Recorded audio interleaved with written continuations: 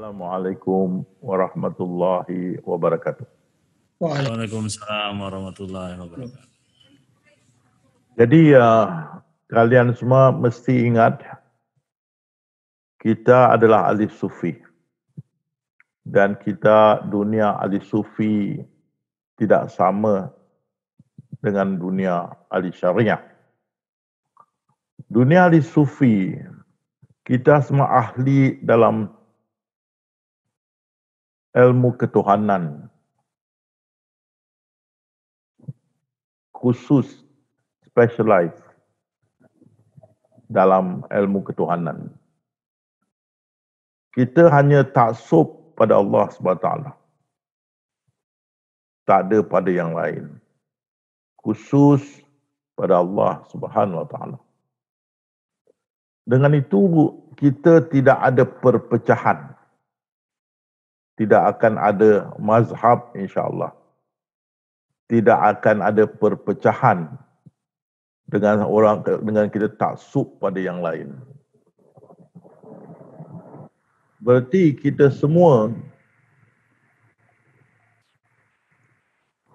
hanya pegang pada satu saja, iaitu Allah Subhanahu Wa Taala. Taat, sami'na wa ta'na kepada Allah Subhanahu Wa Taala. Tidak pada yang lain. Ya, kita sayang Rasulullah SAW, kita kasih dia betul. Tapi tetap kita awaluddin ma'rifatullah, kerana 124,000 nabi-nabi dihantar hanya untuk mengenal Allah Subhanahu Wa Taala. Bukan untuk mengenal Muhammad atau Nur Muhammad atau Isa atau Musa. Hanya untuk mengenal Allah Subhanahu Wa Taala. Jadi kita hanya terpaut pada Allah. Kita hanya setia taat pada Allah Subhanahu Wa Taala. Justru itu insya-Allah tidak akan ada mazhab dalam tasawuf jalan nabi-nabi ini. Tidak akan ada. Kita tengok tasawuf ini sudah mulai daripada satu nabi ke satu nabi, mulai daripada Allah SWT dalam alam azali, turun pada nabi-nabi sampai ke nabi kita. Tidak ada mazhab. Hanya satu saja. Pengenalan kepada Allah SWT dan menyembah Tuhan yang satu. Ini dunia ahli sufi. Jadi seperti Zainul ada memperkatakan, adakah Al-Quran tu ada ayat untuk ahli syariah, ada ayat untuk ahli sufi? Memang benar. Kalau kita jadi guru dalam satu bilik darjah, kalau kita pergi di China, satu bilik darjah tu ada darjah 1, darjah 3, darjah 6. Satu bilik. Dia kongsi. Jadi kalau kita mengajar, kita mesti mengajar kepada peringkat masing-masing. Jadi ada ayat-ayat dalam Al-Quran memang untuk ahli sufi. Seperti dia yang zakhir. Sampai bila pun ahli syariah tidak dapat mengupas, mentakwilkan. Dia hanya menterjemahkan secara basic. Kira Allah yang zahir. Dia yang maha halus. Itu pun susah mereka nak menerangkan. Lebih dekat dari urat nyawa kita. Bukan kau yang melempah aku, kata Allah. Banyak juga kita tengok Allah tidak menolong seseorang tu, melainkan seseorang tu menolong dirinya sendiri. Ahli syariah mengatakan kita mesti usaha, baru Allah tolong. Tapi kalau kita dari ahli sufi, ini ayat pada ahli sufi, bukan pada ahli syariah. Pada ahli sufi semua dah tertulis. Usaha pun dah tertulis. Kalau tak tertulis, kamu tidak akan usaha. Ya, apa maksud ayat ni? Maksudnya kalau kau tidak mau terima takdir yang diaturkan oleh yang maha bijaksana, maka Allah tidak akan menolong kamu kerana tidak akan kamu dapat hikmah, kebaikan, pelajaran, faedah dan sebagainya di sebalik takdir itu. Dan banyak pengadaan-pengadaan Al-Quran tu dikatakan mutasyabihat, mana Allah saja yang tahu. Tapi banyak ini semua kita ahli sufi dapat menerangkan. Jadi kita dalam ahli sufi, kita bahagialah, senang dengan Allah. Yang tinggal bagi kita hanya ibadah. Ibadah bukan nak cari syurga, bukan nak cari neraka, bukan nak pahala atau dosa. Ibadah untuk mendekatkan diri kepada Allah Subhanahu Wa Taala. Seperti sahabat-sahabat malam bersengkang mata malam, siang mengikat perut puasa. Mengaji, sedekah, kasih di antara sama sendiri, zuhud. Betul-betul takut pada Allah dan pegang pada syariah yang jelas. Ini ahli sufi. Dan kita tidak bikin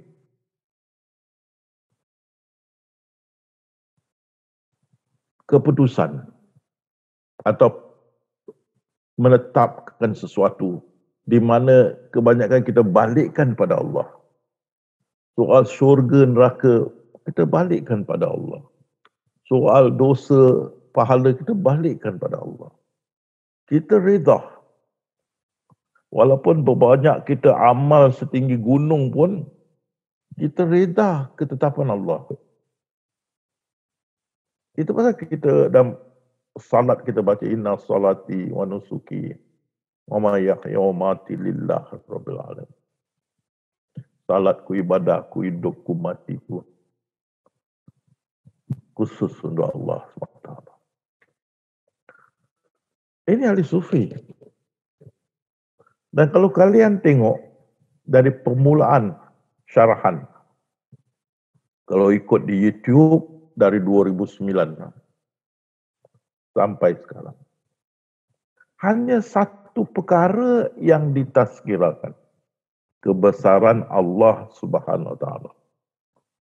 Dan kalian boleh lihat juga dalam tazkirah-tazkirah ini tidak ada diperkatakan tentang kita nak pahala, nak dosa, nak jauhkan dosa, nak pahala, nak masuk syurga, tak nak masuk neraka. Tak ada dipersoalkan.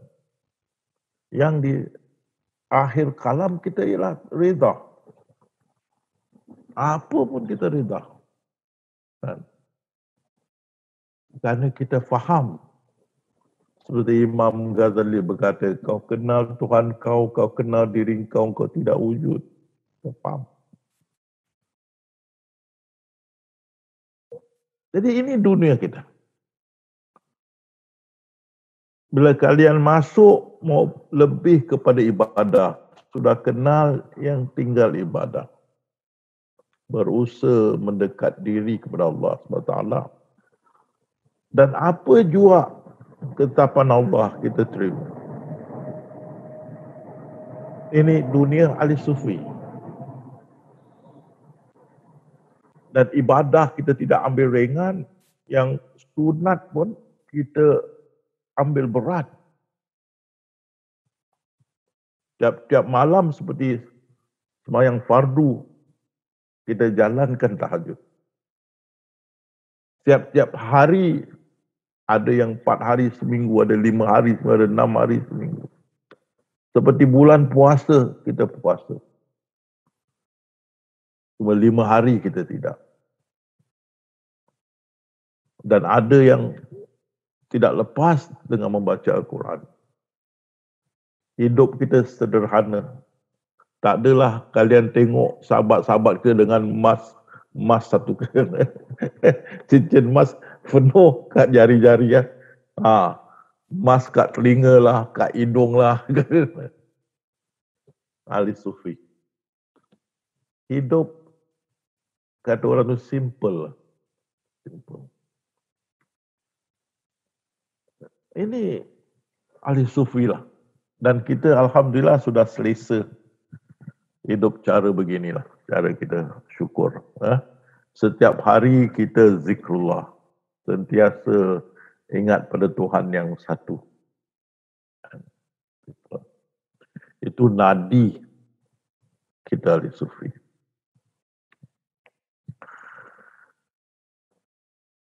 Jadi itu seberingkas untuk menjadi peringatan kepada kalian. Jangan lupa kita ahli sufi hidup dalam dunia ahli sufi. Dan kita adalah khusus ilmu kita, ilmu ketuhanan. Ilmu ketuhanan. Itu pasal awaluddin, awal agama mengenal Allah Subhanahu Wa Taala. Sekarang kita balik kepada syarahan kita tidak wujud ketujuh. Dan kita tahu, kita sudah tahu dia yang esa tu, dia kita esakan kewujudan yang satu. Dia saja yang wujud. Sebab itu dia yang zahir. Dia juga yang benar. Semua yang zahir itu dia. Semua yang batin itu dia. Tapi kalau kita pandang di kacamata syariah, menjadi syirik. Kalau kita pandang kacamata syariah, menjadi syirik. Kerana kita nampak kayu, batu, lembu, kucing, ayam, bulan, bintang, zahir. Tapi kita ahli sufi. Kita nampak sifat di sebalik itu, hakikat di sebalik itu makrifat. Kita makrifatkan semua ini dari yang maha halus. Ibarat seperti sahabat kita Luli berkata, ekor gajah dengan gajah.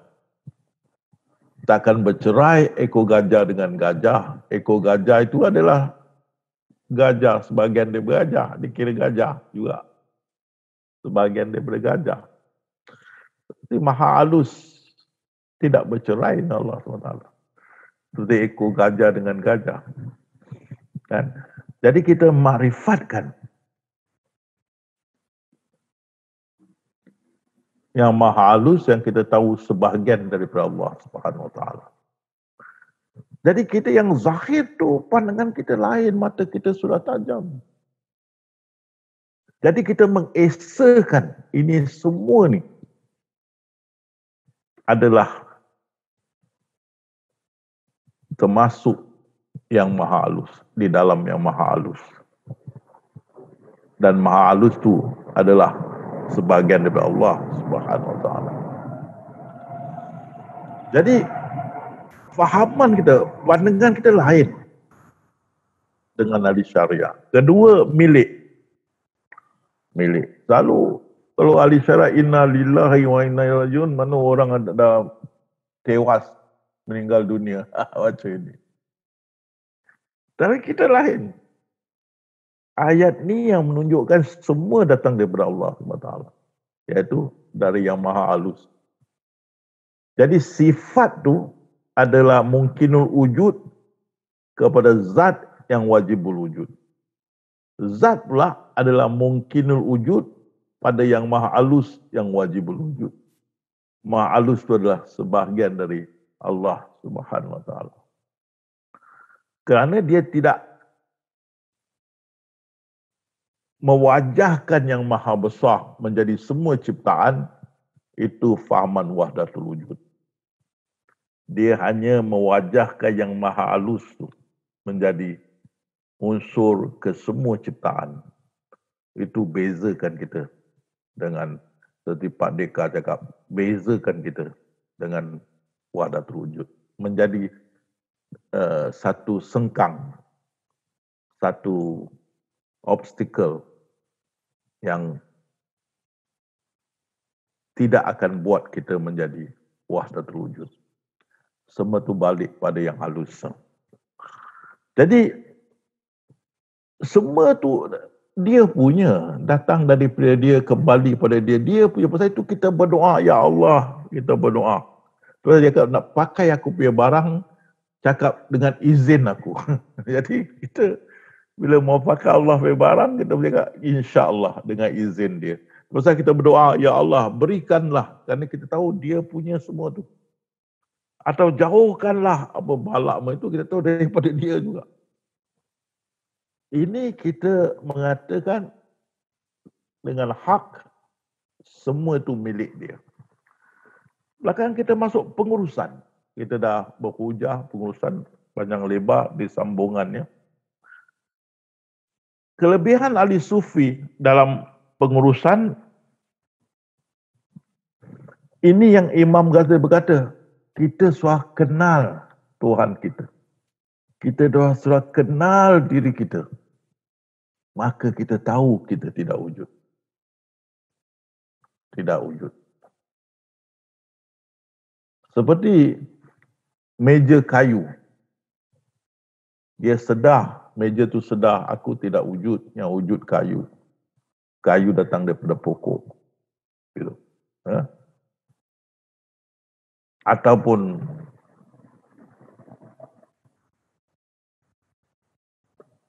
kita tengok botol plastik.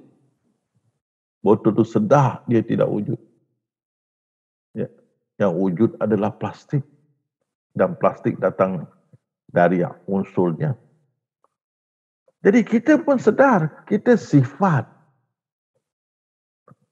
Sifat ni terzahir daripada zat. Penzahiran tu seperti satu abstrak, sesuatu yang suatu bayangan. Tidak ada kewujudan. Satu rupa, satu bayangan yang datang daripada zat. Kita tidak wujud. Dan sains pun membuktikan 99.9999% kosong.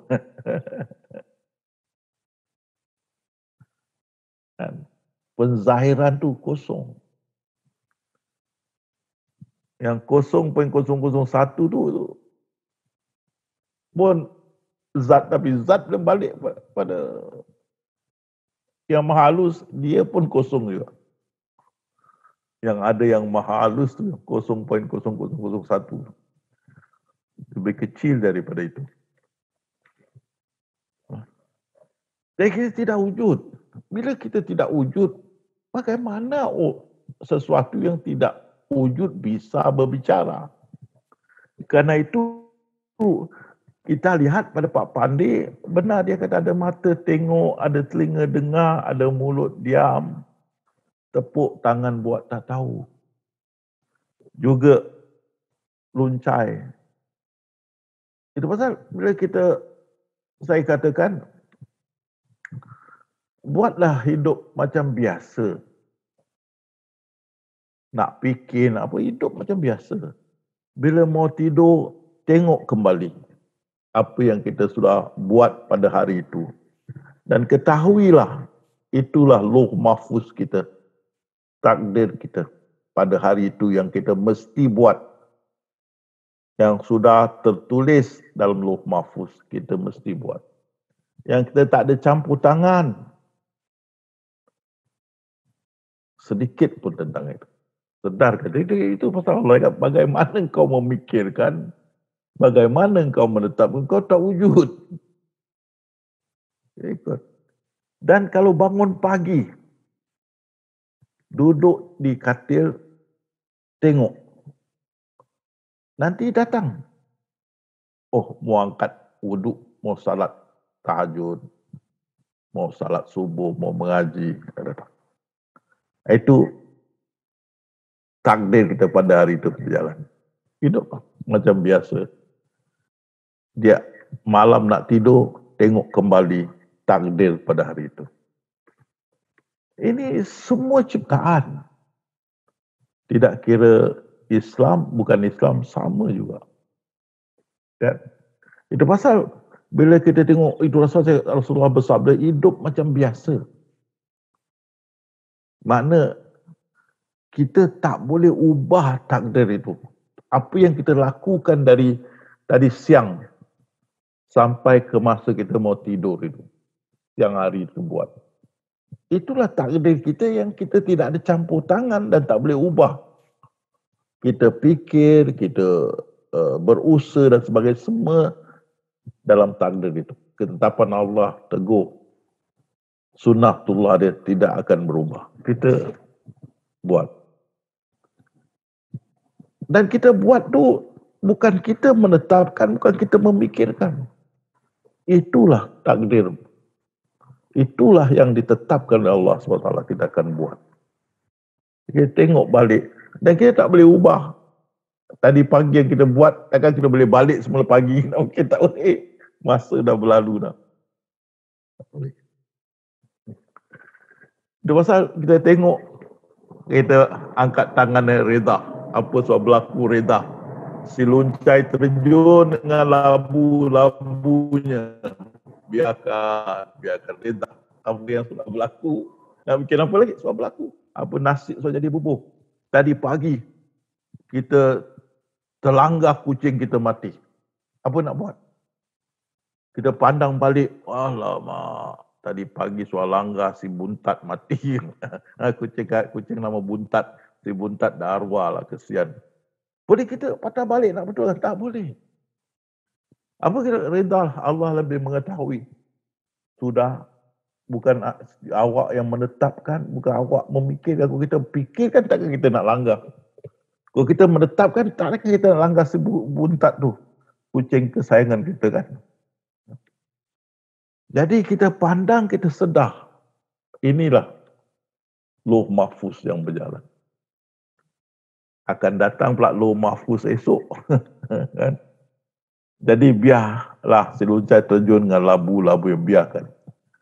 Jadi soal tengok ni, diam sajalah. Kita tak boleh bikin apa-apa. Kita tidak wujud. Diam. Dan balik bersama Allah. Berhalwat tu balik bersama dengan Allah. Itu Syekh Abdul Qadir berkata kalau hikmat pada Allah 10, 9 tu diam. Ya. Itu pasal Allah, bagaimana kau memikirkan, bagaimana kau menetapkan celakalah kamu. Bagaimana kamu menetapkannya, kemudian celakalah kamu. Ya. Kita tak boleh campur tangan urusan ini. Ya. Tapi hidup macam biasa. Rasulullah kata, hidup macam biasa, jangan pasrah. Mana jangan, peluk tu, tak ada, hidup macam biasa.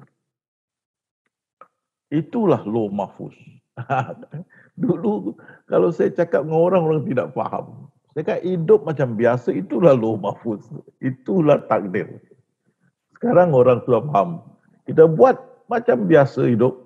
Malam nak tidur kita pandang balik. Oh, ini dia. Lauh Mahfuz aku. Jadi ini hari kalau orang tulis diary tiap-tiap hari dia buat. Itulah Lauh Mahfuz yang dia tulis. Apa dia buat tiap hari. Jadi bila dia senang dia baca balik. Ini hari aku buat apa, ini hari aku buat apa, ini tarikh buat apa, ini tarikh buat apa. Lauh Mahfuz. Tak boleh ubah. Tapi hidup macam biasa. Itulah takdir Lauh Mahfuz kita. Dan akhirnya kita reda. Apa nak buat, kita tak wujud. Tak wujud apa kita boleh bikin. Kita inna lillahi wa inna ilaihi raji'un. Ya Allah, persilakan. Engkau punya, daripada engkau kepada engkau. Kau punya. Persilakan. Apa engkau nak buat. Itu pasal, apakah sama orang yang mengikuti keredaan Allah dan orang yang tidak? Orang yang reda pada Allah mendapat yang baik. Orang yang tidak reda, maka dia dapat yang buruk. Ini satu penerangan yang Allah nak beri pada kita. Supaya kita faham. Dan terutama mereka yang bukan ahli sufi tentang keredaan. Mereka itulah Allah telah menetapkan iman dalam hati mereka dan telah menguatkan mereka dengan semangat pertolongan daripadanya. Dan dia akan memasukkan mereka ke dalam syurga yang mengalir di bawahnya beberapa sungai. Mereka tetap kekal di dalamnya. Allah reda akan mereka dan mereka reda akan nikmat pemberiannya. Mereka lah orang-orang Allah. Ketahuilah sesungguhnya orang-orang Allah itulah orang-orang yang berjaya. Di sini pun kita tengok. Mereka tetap kekal di dalamnya. Kita tengok ini ayat. Jadi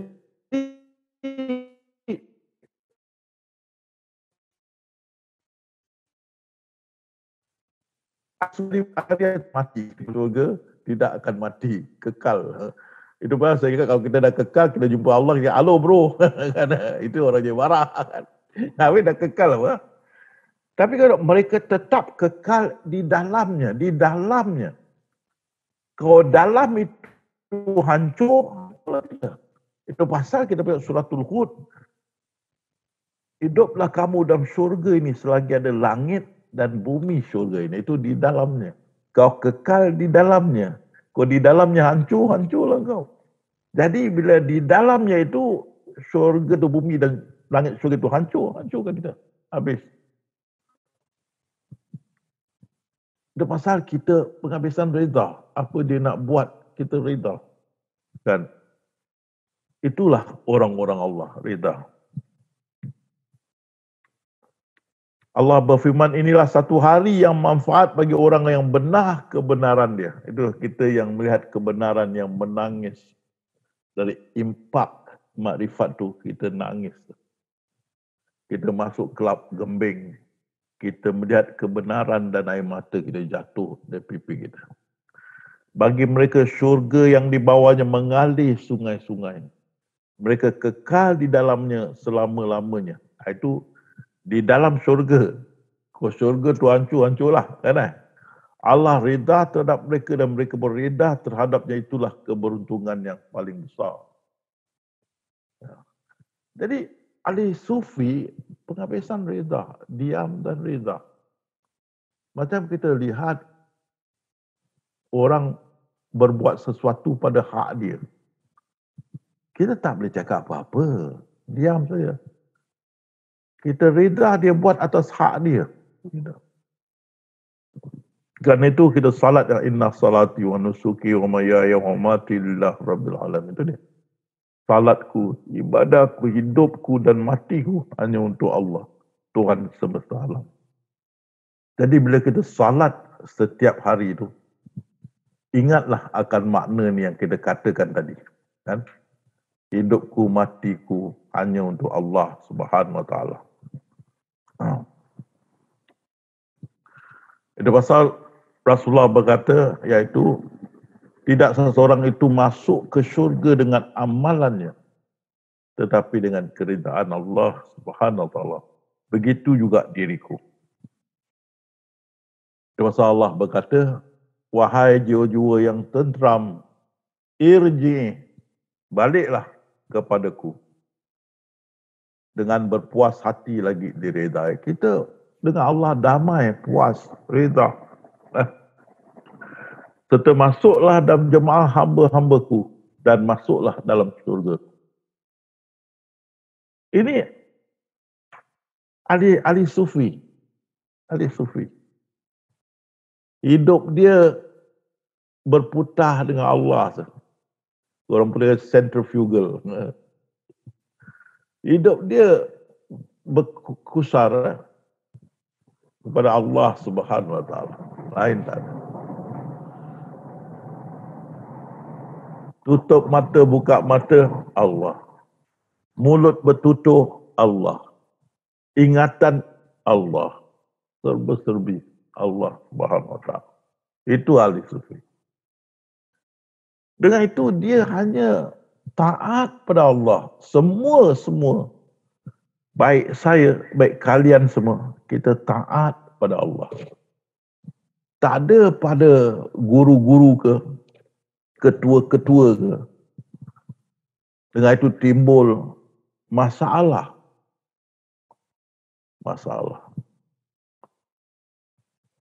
bila kita taksub pada ketua-ketua menjadi masalah. Dalam dunia ahli sufi, kita hanya taat pada Allah Subhanahu Wa Taala. Lain tak ada. Jadi kita balik yang bukan ahli sufi, kelemahan yang bukan ahli sufi di antara ulama. Kita tengok ulama Nasarah, ulama Yahudi. Nabi Isa kena hantar, dihantar kepada mereka untuk mengembalikan syariah Nabi Musa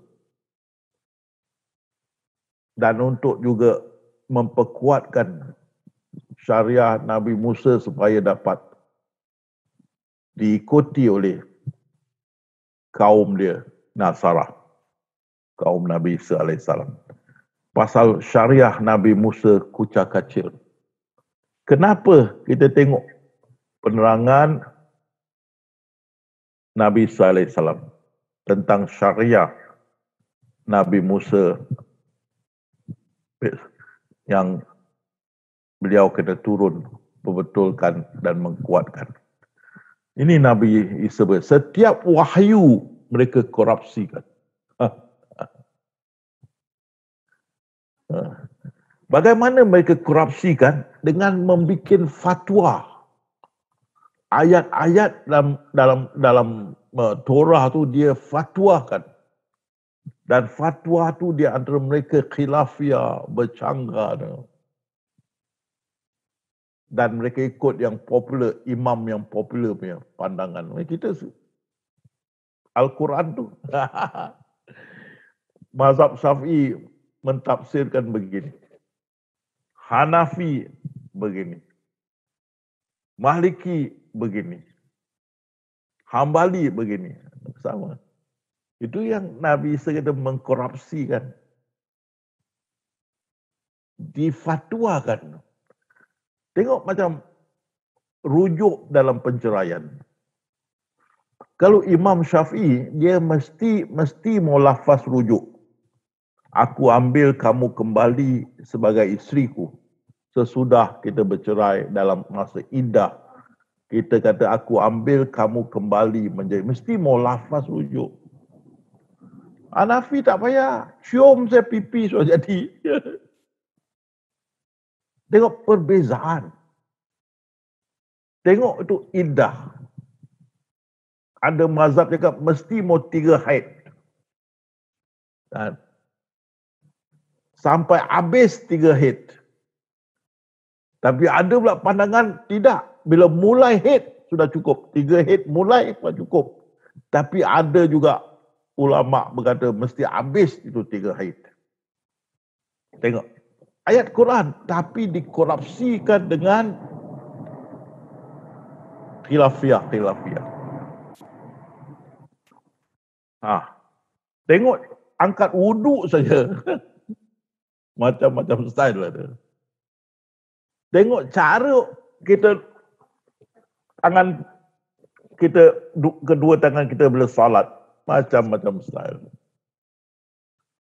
Kan? Itu pasal bukan ayat itu diubah, tapi ayat itu diberi makna yang bercanggah di antara satu sama lain. Yang dikata khilafiyah. Jadi setiap wahyu mereka korupsikan. Makna setiap yang dapat, yang diwahyukan tertulis dalam Torah, mereka korupsikan. Kerana para imam mereka merujuk suatu perkara itu kepada keputusan-keputusan ulama. Ini dia problem. Bukan lagi pada perintah Tuhan, seolah keputusan manusia itu lebih benar daripada perintah Tuhan. Jadi tengok ahli syariah dia mesti ini kitab-kitab ini. Kitab-kitab ini, ulama itu. Dia tidak balik pada Al-Quran. Kebanyakan dah kau tahu buku-buku mereka, kitab dari imam ini, kitab ini, imam ni, kitab, imam ni, kitab, imam ni, kitab, imam ni. Kita ahli syariah, satu saya kitab kita, Al-Quran. Al-Quran. Dan kita faham pasal mata kita sudah tajam. Kita selalu lihat kebenaran dalam Al-Quran. Dan kita tahu semua yang Allah jadikan, tidak dia buat sesuatu sia-sia. Semua berhikmah. Jadi itu yang Nabi Isa berkata, seolah-olah keputusan manusia itu lebih benar daripada perintah Allah SWT. Jadi yang seperti apa tu, mazhab Syafi'i mengata mesti mau lafaz rujuk secara lisan. Hanafi kata tak payah. Bercium saya sudah. Kalau dia bercium lepas tu dia balik semula dapat 4 anak. Tapi dia mazhab Syafi'i, dia tak lafaz aku ambil kau balik sebagai isteriku. Dia ada kawan Syafi'i, kawan Hanafi. Kawan Hanafi dia berkata kau cium sudah cukup. Dia balik dia cium isteri dia. Dia kira sudah rujuk. Belakang dapat 4 anak. Ke mazhab Syafi'i kita pegang itu anak so menjadi problem. Sama ada anak itu sah atau tidak. Tak ada lafaz rujuk. Jadi itu dia, mereka membuat keputusan balik kepada keputusan ulama-ulama seolah-olah keputusan manusia itu lebih benar daripada perintah Tuhan. Ini kan. Jadi di antara ulama, kerana itu sesungguhnya Rasulullah berkata, kamu semua akan mengikut sunnah umat terdahulu sejengkal demi sejengkal, sehasta demi sehasta, sampai mereka masuk ke dalam liang biawak, kamu semua akan mengikuti mereka. Tengok ni, ini Rasulullah sudah tunjuk arah tujuan syariah kita. Kerana itu Mahdi kena turun, kena dihantar Mahdi untuk kembalikan pada syariah yang sebenar.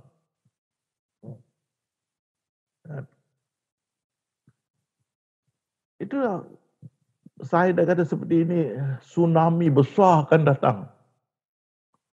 Tapi mereka belum bersedia, masih sesama sendiri.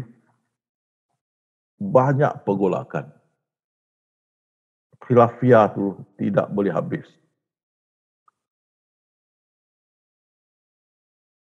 Dan pada satu ketika,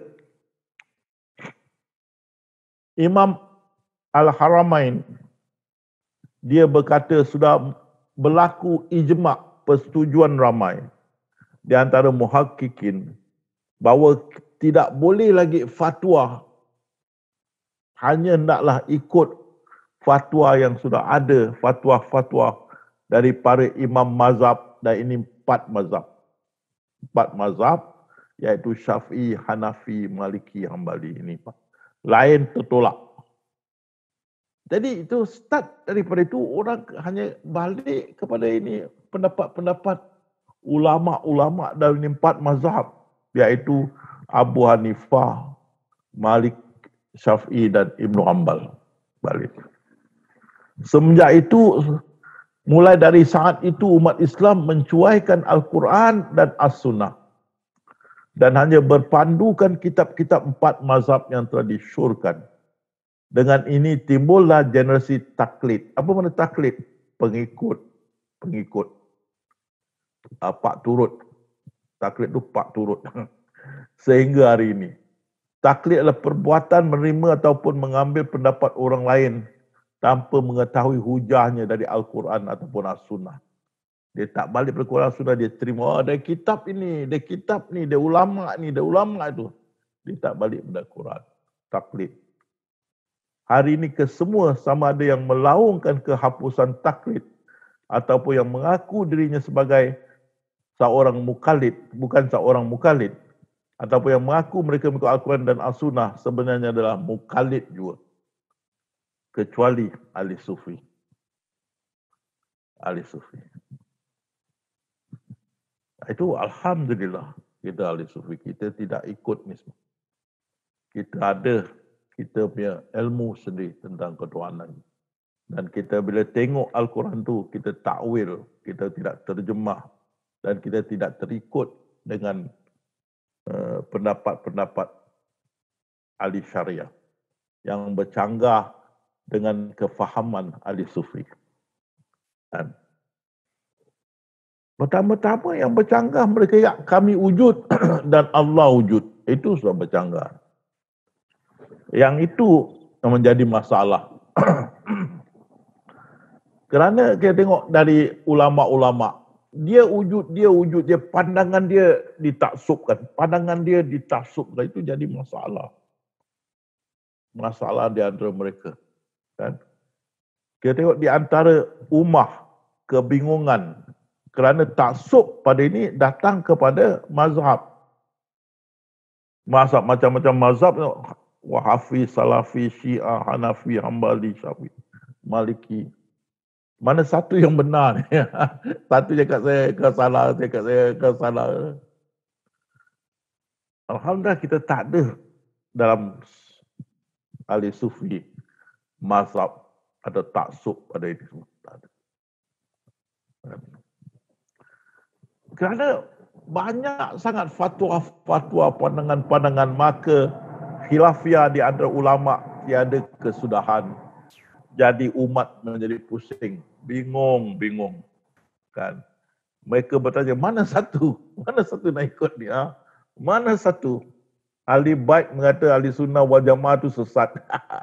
Ahli sunnah wal jamaah mengata ahli bait tu Syiah tu sesat. Bingung. Mereka yang salat mu'alaf yang salat bulan Ramadan di masjid. Bila datang salat witir, 2 imam. Satu imam Syafi'i, 2 dan 1 rakaat. Belakang tu ada imam daripada Hanafi salat. 3 sekaligus. 3 rakaat witir sekaligus. Jadi kita tengok 2 jamaah. Dan yang mu'alaf bingung mana satu nak ikut mu'alafah. Yang mana satu? Khilafiyah yang mana satu? Sehingga satu ketika bila nak mereka yang bermazhab Syafi'i mau pergi umrah atau pergi haj, kena taklid ke mazhab Hanafi atau Hambali supaya terlanggar wanita tidak batal. Boleh taklid ke situ lah. Mana satu? Bingung. Banyak sangat mazhab. Mana satu? Banyak sangat fatwa. Mana satu?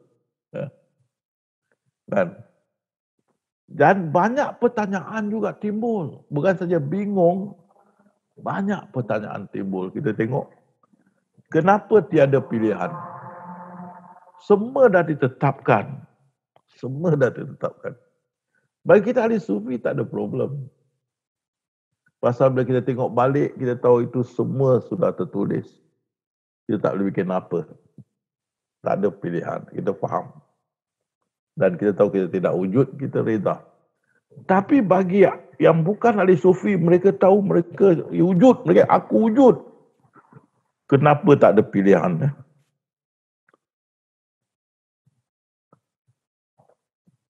Kamu tidak ada pilihan sendiri dalam perkara ini. Kenapa pula? Aku punya diri, kenapa aku tak boleh pilih? Mereka tanya kan. Tak seorang pun kecuali daripada kamu, kecuali sudah ditetapkan tempatnya di syurga atau mana boleh. Lahir dia sudah ditetapkan, lahir saya sudah ditetapkan ahli syurga, ahli neraka. Mana boleh? Ini tak adil.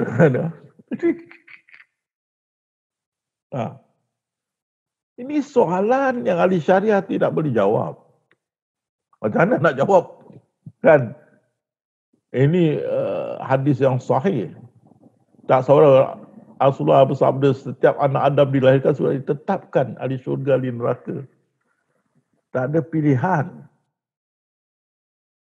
Maka kalau ahli yang bukan ahli sufi, mereka menyatakan mereka wujud, mana keadilan? Kenapa tak ada pilihan ni? Lahir dia sudah ditetapkan, mana boleh? Kan? Dan bukan itu, semua sudah dipermudahkan pada tujuannya. Ini lagi satu. Ditetapkan kafir, dimudahkan jalan ke tujuannya, ke neraka. Dan tengok Rasulullah, aku tengok di neraka lalu aku lihat penghuni yang banyak adalah wanita. Maka para ibu berkata, kenapa tak ada pilihan? Kenapa bila nak dilahirkan tak ditanya aku nak jadi wanita ataupun lelaki? Kalau diberi pilihan, aku tak nak jadi lelaki, wanita, aku nak jadi lelaki. Kenapa tak ada pilihan? Kerana banyak sangat wanita dalam neraka. Ditanya. Pening kepala ulama nak jawab dengan. Kenapa tak ada pilihan? Kalau ada pilihan, aku boleh cakap aku tak mau dilahirkan. Boleh. Kalau ada pilihan, aku pun mau cakap aku tak mau dilahirkan. Aku nak masuk neraka. Mana keadilan? Kan?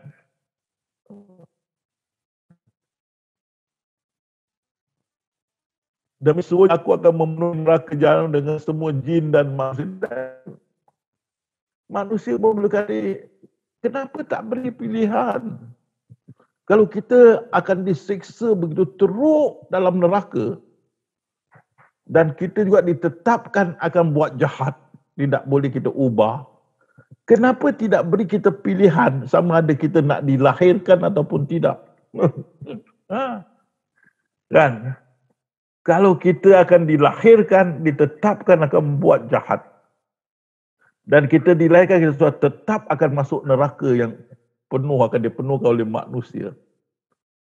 Kalau kita diberitahu begini dan kita diberi pilihan, kita tidak mau dilahirkan. Kenapa kita mesti dilahirkan dan mesti mau hidup sebagai seorang yang jahat dan masuk neraka? Tak ada pilihan dan ditetapkan. Kenapa?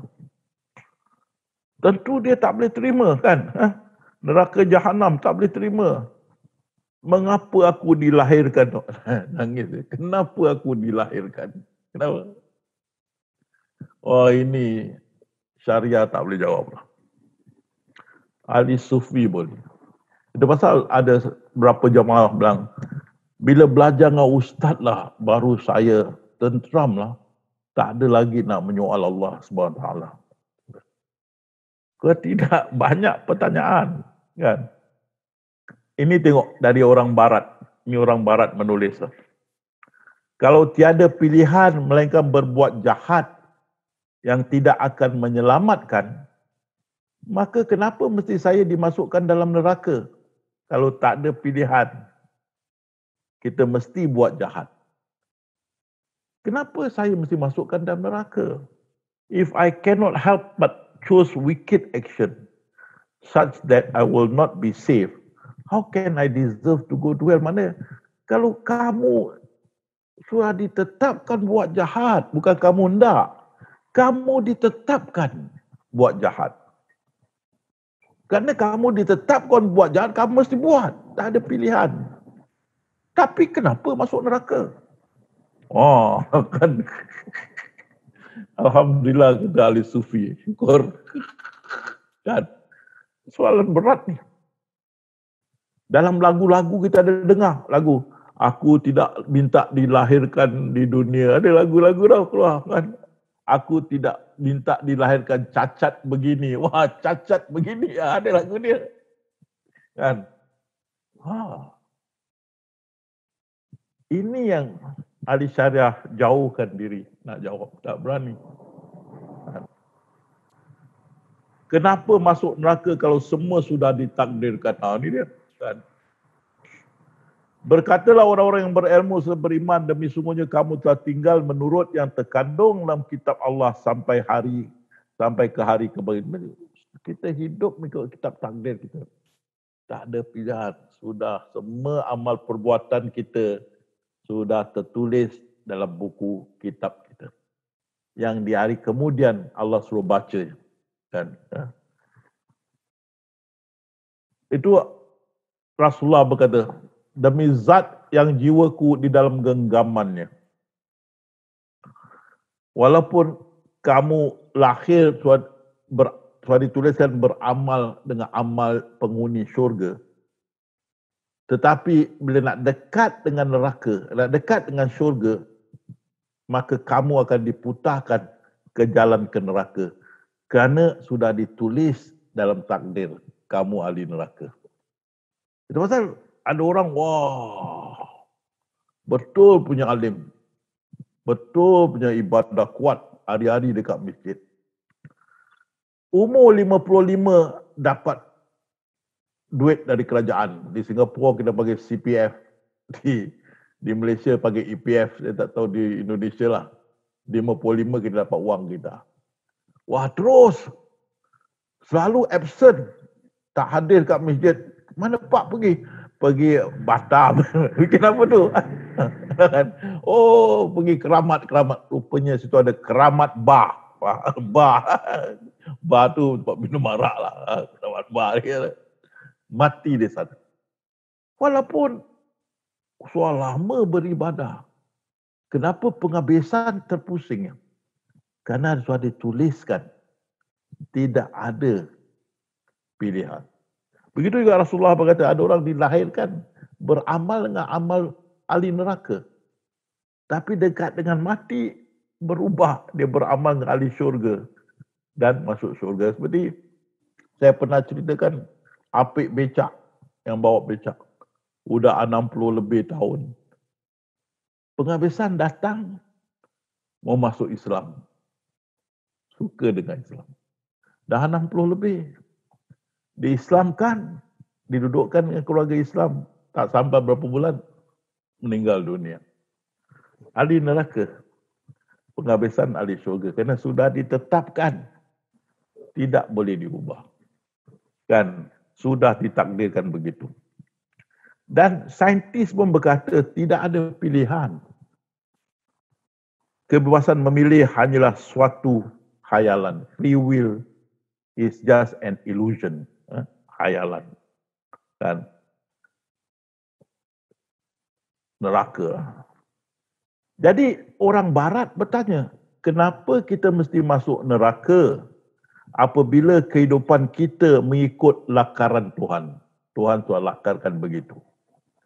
Apa kuasa kita ada untuk tidak mengikutinya? Mana kalau kita tak ikut boleh tak? Tak boleh. Dia tak ada kuasa untuk tidak ikut. Sekiranya itu nasib kita yang ditentukan oleh Tuhan, maka apa yang kita boleh buat? Masuk neraka. Mana keadilan? Ini saya boleh bisa keluarkan kepada kalian. Bagi kita tak ada masalah. Kita ahli sufi. Ini bisa kita jawab, tak ada masalah. Kenapa masuk neraka kalau dia yang menyesatkan kita? Allah mengilhamkan kepada jiwa itu kefasikan dan ketakwaan. Dia yang menyesatkan. Kenapa masuk neraka? Kan? Dan kalau Allah menghendaki, nescaya mereka tidak mempersekutukannya. Kalau dia hendak, semua boleh beriman. Dia tak hendak.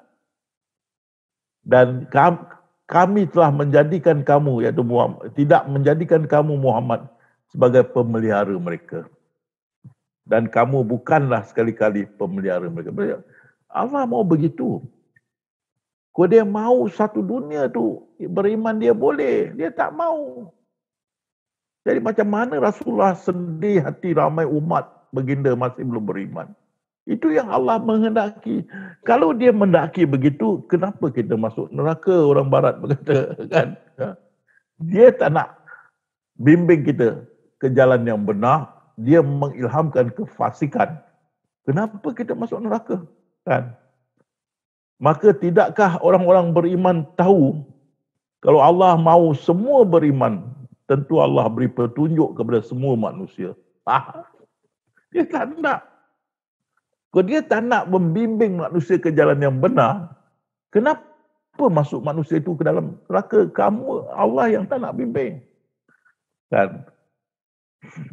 Sesungguhnya kamu Muhammad tidak boleh beri petunjuk pada orang walaupun orang tu yang kau kasihi. Kau tak boleh seperti datuk kau Abu Muttalib. Abah atau kau bapa Sayyidina Ali Abu Talib. Tak dapat. Yang hanya boleh beri petunjuk Allah Subhanahu Wa Taala. Kalau dia tak nak beri petunjuk, tidak akan orang dapat bimbing orang itu. Tapi soalannya pada orang itu, kalau engkau tak nak beri aku petunjuk, kenapa pula engkau masuk aku dalam neraka? Itu pertanyaan orang barat kan. Kalau Allah mendaki, tentu Allah menjaga mereka semua dalam petunjuk. Sebab tu jangan kamu jadi orang yang jahil. Kita faham ni, ahli sufi faham benar soal ini. Rasulullah ditegur jangan kamu jadi orang yang jahil. Kita faham. Tapi bagi orang yang ahli sufi, dia bertanya, kenapa jahil pula?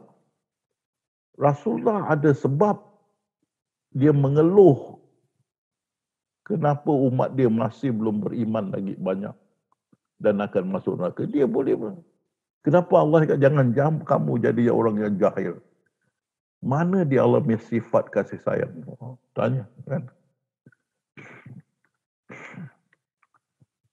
Maka Allah menyesatkan siapa yang dia kehendaki. Tengok tu. Dan beri petunjuk kepada siapa yang dia kehendaki. Kalau dia sesatkan siapa yang dia kehendaki, kenapa masukkan mereka dalam neraka? Engkau yang sesatkan. Bukan mereka mau sesat, engkau yang sesatkan. Kan? Dan siapa yang Allah sesatkan, tidak seorang pun dapat beri petunjuk. Tengok tu. Dan barang siapa yang Allah beri petunjuk, tak ada orang boleh menyesatkan. Tengok tu. Berarti orang yang disesatkan adalah orang yang disesatkan oleh Allah SWT. Tapi kenapa kalau Allah sesatkan, Allah masukkan mereka dalam neraka? Mana dia sifat keadaan dan kasih sayang? Sesungguhnya Allah tidak mengampuni dosa mempersekutukan sesuatu dengan dia. Dia mengampunkan dosa yang selain daripada syirik. Tapi siapa yang menjadikan mereka syirik? Kalau bukan kamu, ya Allah. Dahlah kamu membuat mereka syirik. Kalau kamu tadi berkata, sesiapa yang Allah sesatkan, tak ada seorang yang dapat beri petunjuk. Maka dia jadi syirik. Allah sesatkan. Habis kau masukkan dia dalam neraka. Bagaimana ni? Jadi orang barat bertanya, manusia tidak sekejam Allah untuk merancang sebegitu. Kalau yang merancang itu adalah yang maha, maka dialah sesuatu yang menakutkan. Bukan maha pengasih lagi, maha penyayang. Ini dia. Orang barat. Tapi Alhamdulillah, ini semua ditimbulkan, saya masuk di pesada antarabangsa. Saya jawab, mereka terima. Dari sufi. Alhamdulillah.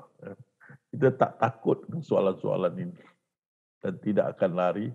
Dan kita akan beri penerangan yang boleh diterima. Kenapa menuduh lain yang menyesatkan? Tengok ni. Allah berkata, hai anak Adam, itu kita semualah. Jangan sekali-kali kamu dapat ditipu oleh syaitan. Sebagaimana ia telah mengeluarkan kedua ibu bapamu daripada syurga. Berarti Allah berfirman, syaitan yang menggelincirkan Nabi Adam dan Siti Hawa. Allah berfirman. Dan sesungguhnya syaitan telah menyesat ke golongan yang ramai di antara kamu.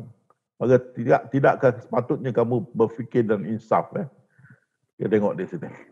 Setelah itu, maka syaitan menggelincirkan mereka berdua, Nabi Adam dan Siti Hawa, dari syurga itu. Dan menyebabkan mereka dikeluar dari keadaan seperti syaitan yang menyesatkan mereka berdua. Tapi kita tengok Nabi Musa cakap lain. Nabi Adam cakap lain. Nabi Adam templak, Nabi Musa templak Nabi Adam.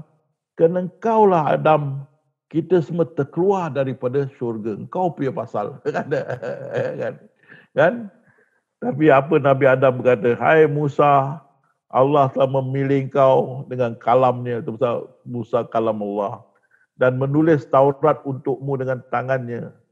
Maka apakah engkau menyalahi aku atas perkara yang telah ditakdirkan? Bukan syaitan yang menyelewengkan. Dah ditakdirkan 40 tahun sebelum aku dicipta. Dah ditakdirkan. Jadi soalan kenapa Allah menuduh syaitan bila dia yang buat? Kalau Sufi tak ada problem. Jadi di sini, kalau ada yang maha berkuasa sebegitu, orang barat kata, dia tentunya gila. Orang barat. Kan? Menuduh syaitan, tapi sebenarnya dia yang buat. Kalau ada yang maha berkuasa sebegitu, orang barat kata, dia tentunya gila. If there is a supreme being, he's crazy. Nah. Kenapa dia menetapkan perang di antara ciptaannya? Kita tengok. Peranglah mereka kan, berperang di jalan Allah. Bunuhlah orang-orang musyrikin itu kan. Perangilah mereka kan. Sesungguhnya Allah telah beli dari orang mukmin diri dan harta mereka dengan memberi syurga untuk mereka. Maka peranglah dan bunuhlah mereka kan. Diwajib atas kamu perang, padahal perang itu adalah sesuatu yang kamu benci. Perang. Jadi soalannya kenapa Allah merintahkan perang? Dan dia tengok lagi, bunuhlah mereka kan. Maka orang barat macam manusia tidak sekejam untuk merancang sebegitu. Kalau yang merancang itu adalah yang maha, maka dia adalah sesuatu yang menakutkan, bukan maha pengasih lagi maha penyayang. So, ini soalan kalau saya keluarkan ni semua di forum antarabangsa Quora, maka satu daripada ulama syariah menulis soalan-soalan orang ini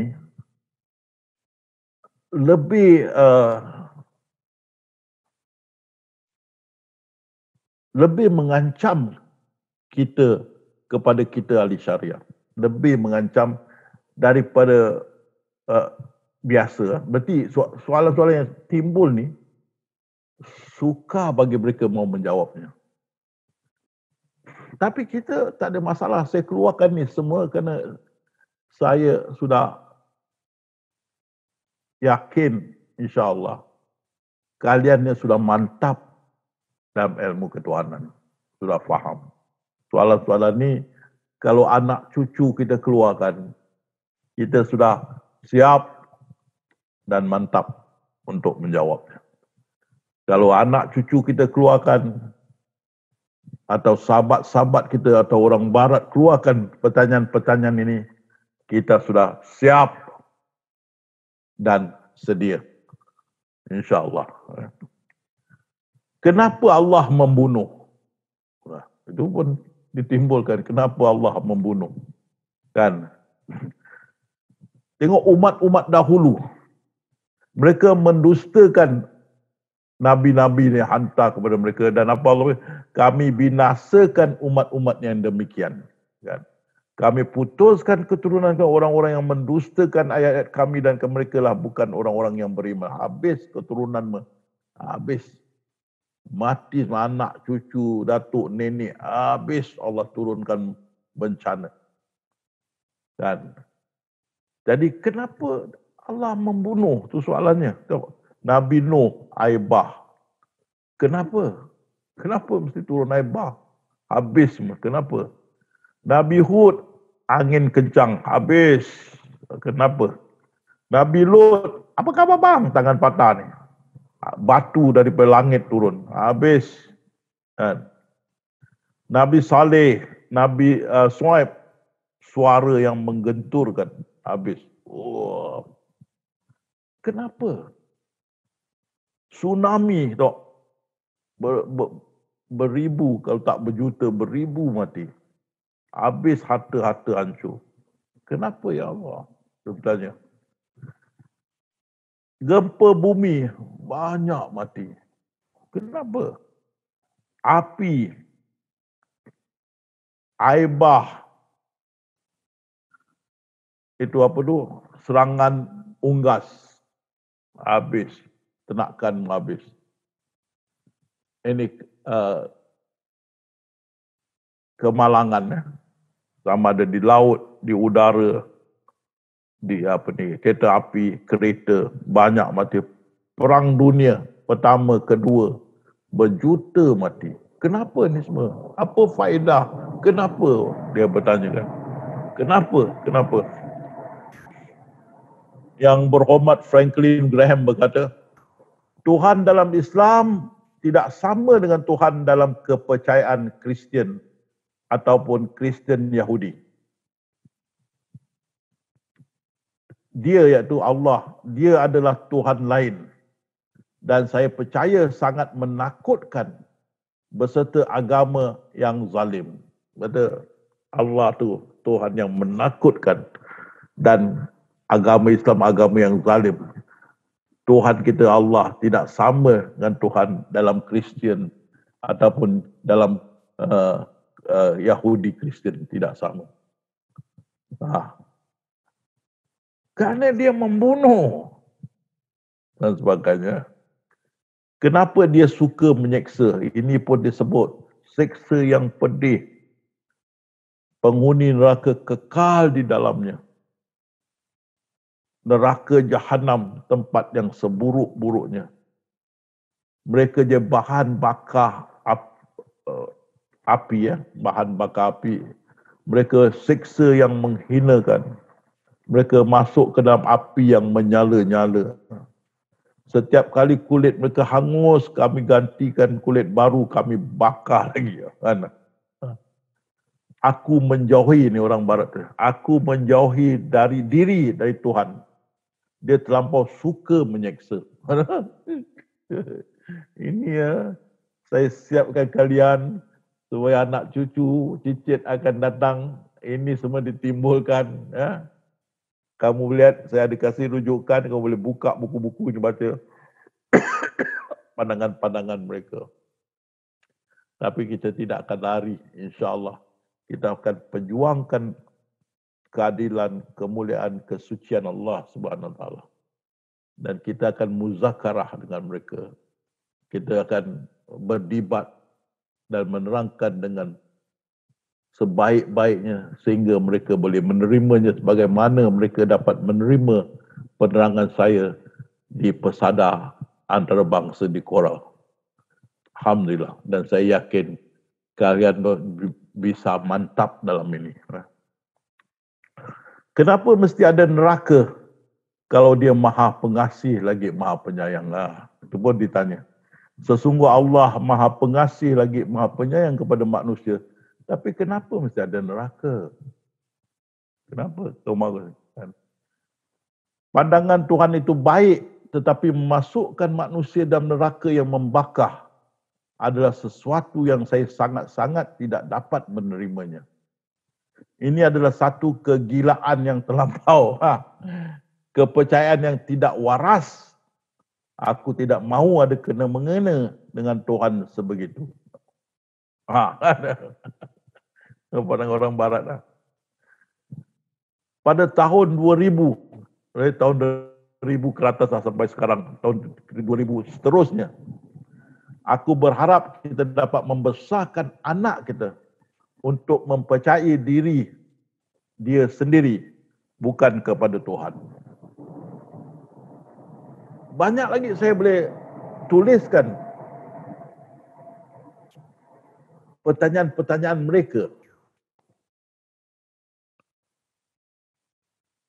Yang pertanyaan-pertanyaan ini boleh merosakkan akidah. Kalau kita bukan ahli sufi, dia boleh merosakkan akidah. Pasal dia menimbulkan keraguan kepada keadilan, kepada Allah tu maha pengasih, maha penyayang. Dia boleh menggugat kita punya iman dengan menunjukkan Allah suka menyeksa.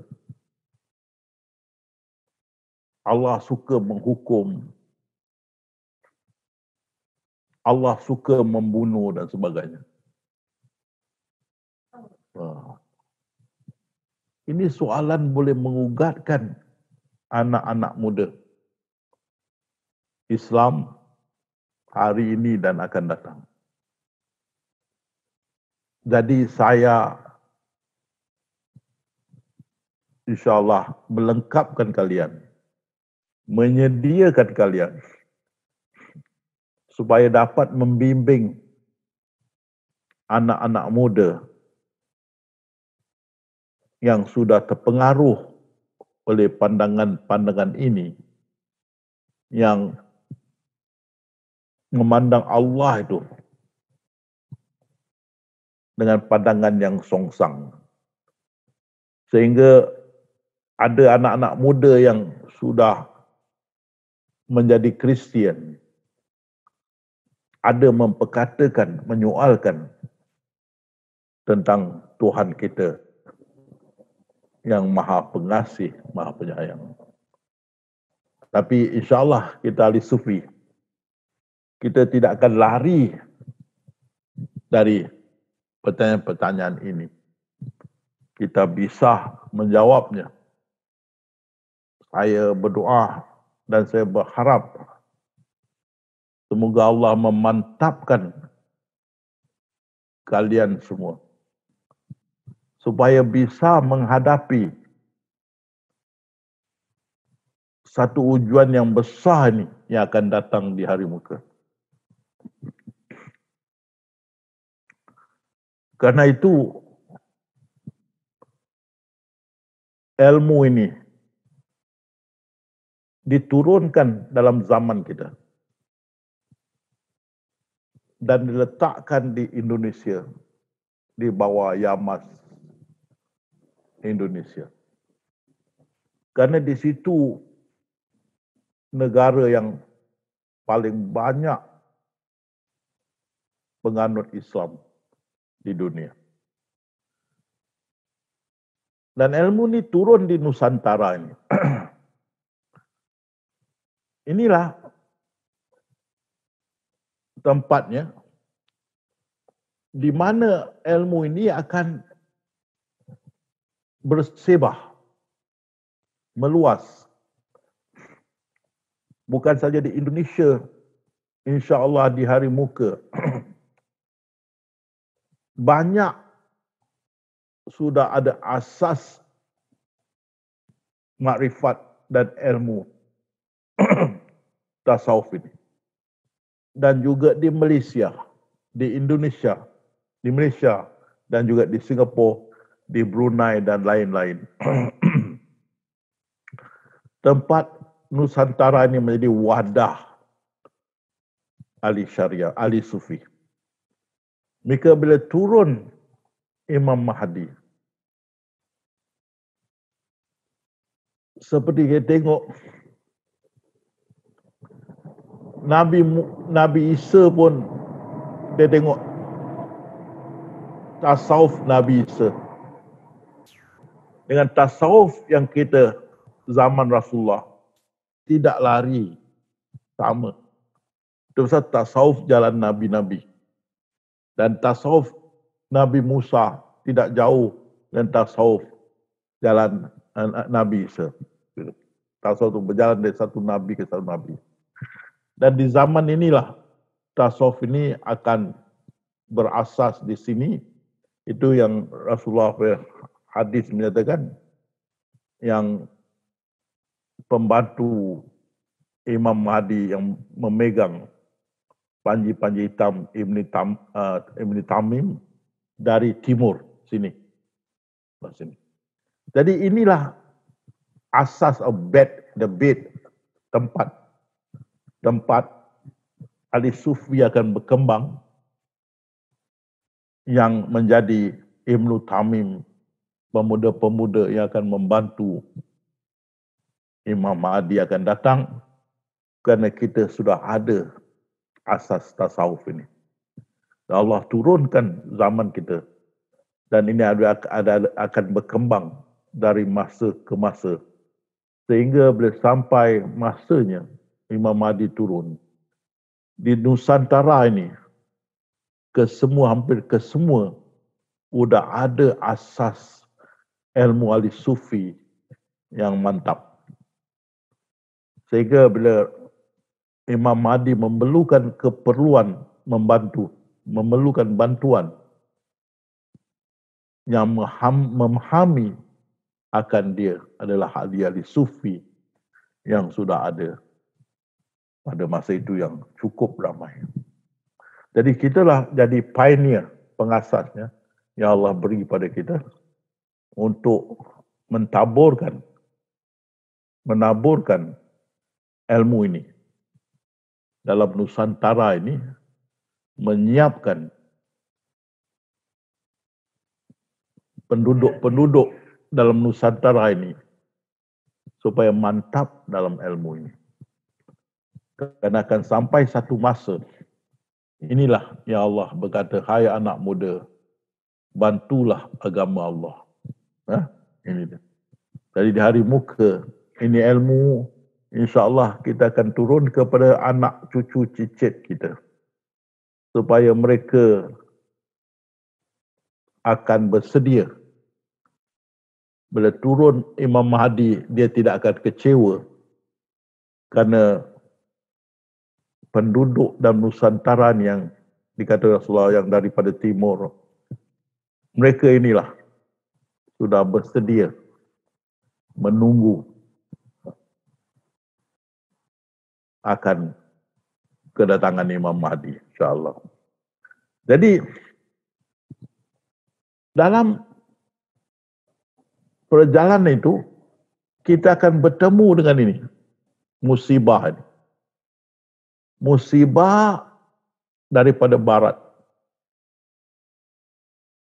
yang menyoal akan kebesaran, kesucian, kemuliaan Allah Subhanahu wa taala. Yang sangat lantang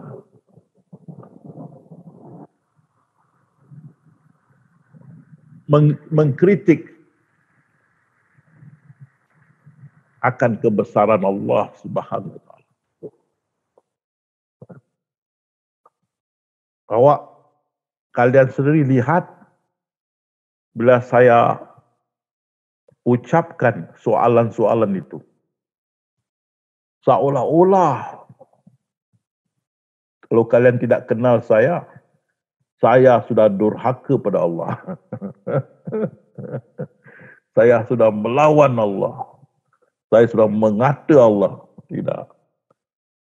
Saya cuma tunjukkan musibah yang akan turun dari negara-negara barat. Musibah yang mereka akan bawa. Itu dia musibah yang saya nyatakan. Mereka menyoalkan kemuliaan, kebesaran, kesucian Tuhan kita Allah Subhanahu wa taala. Yang di mana saya berani keluarkan ini semua karena saya yakin kalian sudah mantap dalam ilmu kita ini. Ilmu ahli sufi. Ini pertanyaan-pertanyaan yang sukar ahli syariah akan dapat menjawab dan membendungnya. Yang akan membuat kalau tidak dapat kepuasan dalam jawapan dari soalan-soalan ini, anak cucu kita akan tinggalkan Islam. Tidak akan percaya dan mau menerima Allah, Tuhan yang Maha Pengasih, Maha Penyayang. Tetapi alhamdulillah, kita akan taburkan insya-Allah asas ilmu tasawuf ini di Nusantara ini, sehingga dengan ilmu ini anak cucu kita dapat mengatasi musibah dari barat ini yang akan datang. Dengan itu Nusantara kita keimanan akan menjadi lebih mantap karena ada asas ahli sufi di sini. Sehingga datang Imam Mahdi yang memerlukan pertolongan dan yang ada di sini yang berasaskan ilmu ahli sufi ini sudah bersedia. Jadi saya kena bawa soalan-soalan ini keluar supaya kalian faham. Kalian dapat pertimbangkan, melihat beratnya pertanyaan-pertanyaan ini. Kalau tidak dapat dijawab dan dibendung, akan merosakkan akidah kita dan anak cucu cicit kita yang akan datang. Dengan kita boleh tahu soalan-soalan mereka dan kita ada jawapan-jawapannya, kita tidak akan khawatir. Anak cucu cicit kita akan membelakangi Islam. InsyaAllah. Itu yang saya harapkan dan saya jalankan tugas saya supaya kita semua bersiap sedia untuk menaburkan kefahaman ini seluruh Nusantara ini supaya lebih ramai lagi mantap dalam akidah kita kepada Allah Subhanahu Wa Taala. Dan di sini saya balik kepada Bayu kalau ada pertanyaan dan lain-lain. Terima kasih. Ya, alhamdulillah. Terima kasih Ustadz atas penjelasannya mengenai tak wujud 7. Baik Ustadz, kita masih ada waktu beberapa menit. Ada pertanyaan, dipersilakan. Kita akan masuk ke sesi pertanyaan sampai nanti kita di akhir acara untuk zikrullah. Silakan seperti biasa untuk pertanyaan bisa melalui chat atau melalui raise hand. Nanti langsung dibuka mic. Dipersilakan.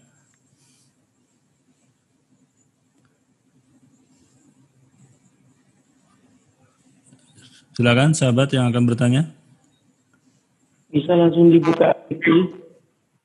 Ya, mic-nya udah bisa langsung dibuka masing-masing. Kalau ada yang bertanya, persilakan.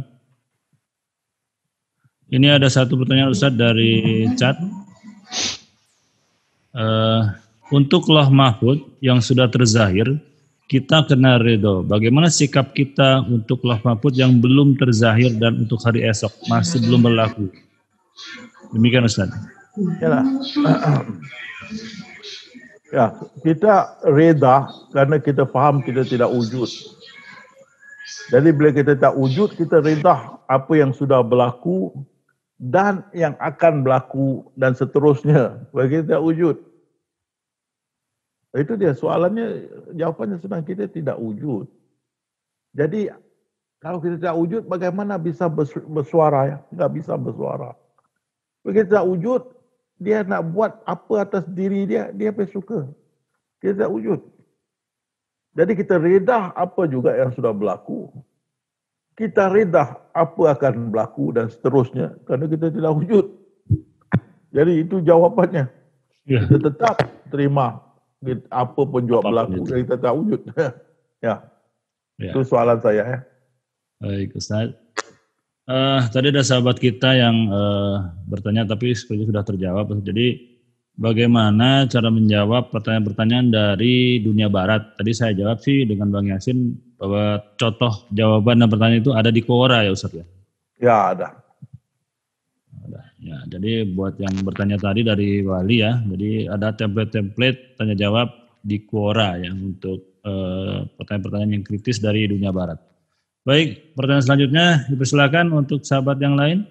Bisa. Dan juga ada yang sudah dimasukkan di Yamas belum? Ya, ada beberapa yang sudah diadaptasi ke. Masukkan di Yamas ya. Ya, ada oleh Bang Rio sudah dimasukkan beberapa. Ya, silakan. Ada yang bertanya? melalui chat bisa nanti kita bantu sampaikan kepada Ustadz, atau juga yang ingin bertanya langsung berinteraksi dengan Ustadz silakan dengan membuka mic, memperkenalkan diri dari mana, nama siapa. Baik, silakan. Assalamualaikum Ustaz.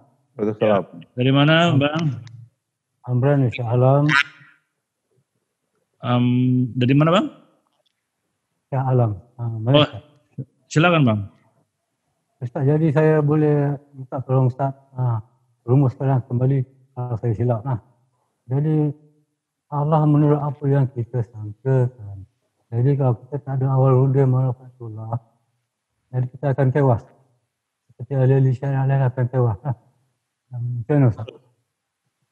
Apa maksud kita akan tewas? Kurang jelas, maaf Bang Amran. Maksudnya kita akan tewas seperti di akhir ceramah Ustaz. Pihak barat akan mungkinkan akan robok anak-anak muda generasi sekarang, generasi mendatang. Bahawa Allah ni kejam, Allah ni bodoh ke whatever. Ya, benar-benar. Kalau kita tidak ada kefahaman ahli sufi, memang sukar untuk kita melawan mereka. Bila saya masuk ke forum antarabangsa KORA, pertanyaan-pertanyaan ini banyak sekali. Dan saya jawab satu persatu. Dan kadang-kali saya gunakan jawapannya menerusi orang gila. Dan ada saya menjawab menerusi anak dan bapa.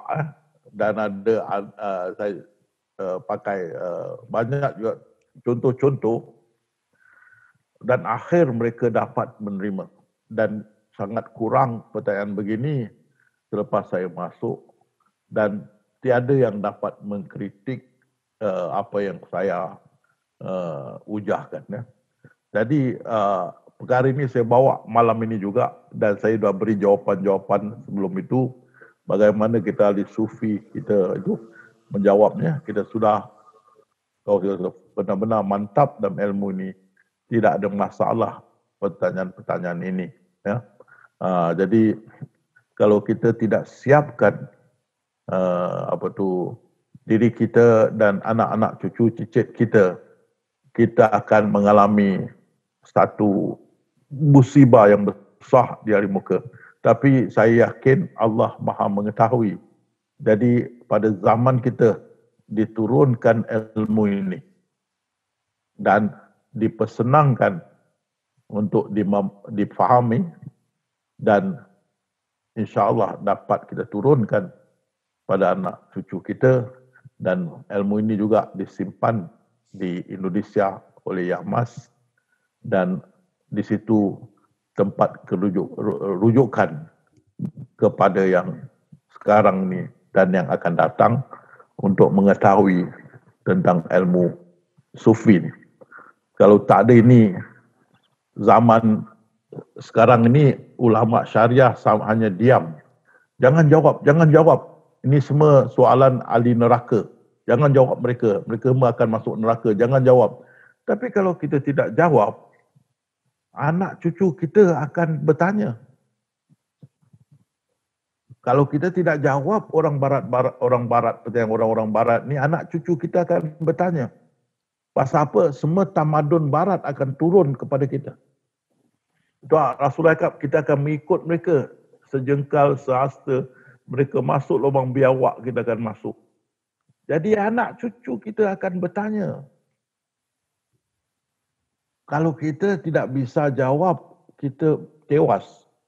Akidah kita roboh, habis. Ahli sufi tidak akan mau jawab, ahli syariah tidak mau jawab. Mereka tidak ada ilmunya untuk menjawab. Pasal ini khusus ilmu ketuhanan. Yang dihina adalah Allah Subhanahu Wa Taala.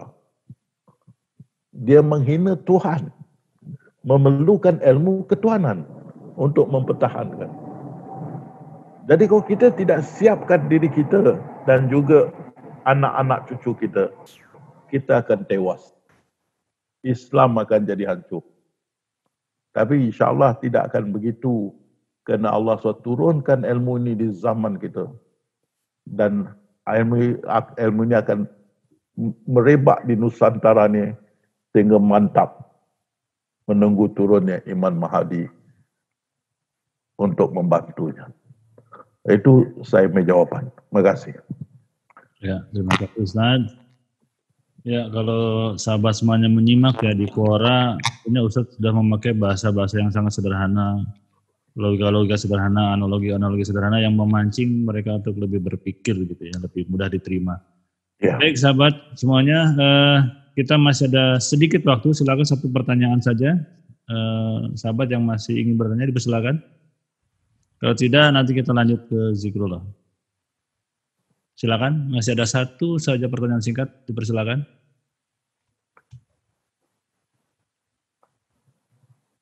Nah, ini ada dari Muhammad Husaini.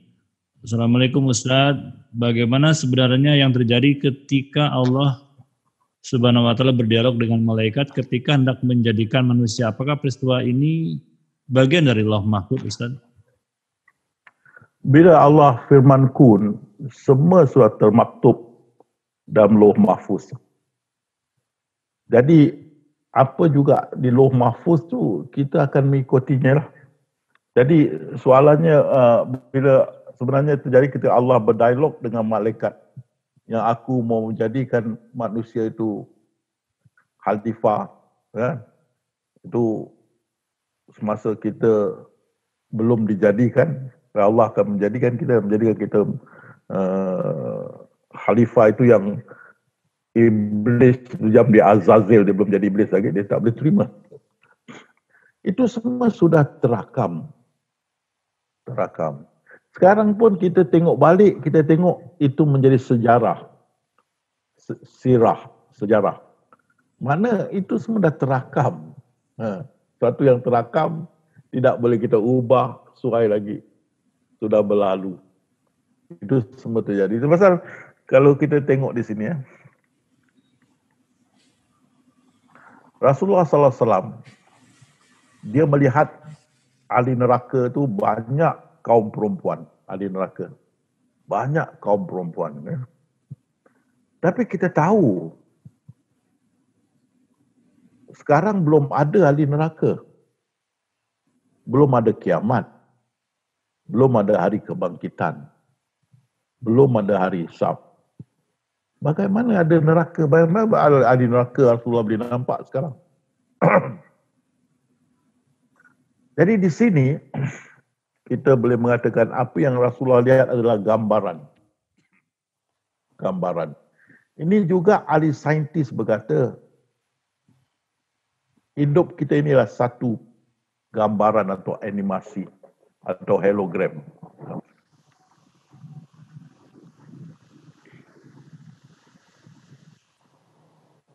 Jadi kalau kita satu gambaran, kita tengok Allah firman kun, maka keluar wajah, iaitu wajah yang maha halus, bukan yang maha besar, yang maha halus. Wajah. Kalau itu wajah adalah satu filem. Dan dalam filem itu semua terangkum sampai saat 6 masa tu 12 bilion tahun sampai hari kiamat sudah dalam itu filem. Itu saintis ada berkata mereka kita hidup ni adalah satu CD cekera padat. Ini kita kata filem itu yang wajah tu filem dan filem tu berjalan. Macam kita ni, kita tengok belakang apa tadi siang kamu sudah buat. Itu satu filem yang dah berlalu. Ini sekarang filem yang sedang berjalan ni. Filem yang kalian tengok The Handsome No. 1 ni. Yang ini filem yang tengah berjalan ni. Dan akan seterusnya. Kalau ini satu filem, maka tak ada masalah. Bila sampai bab itu, Allah suara itu keluar, malaikat dengar. Pasal malaikat tidak lihat Allah, dia dengar suara. Suara mengatakan gitu. Macam kita masuk lift sekarang.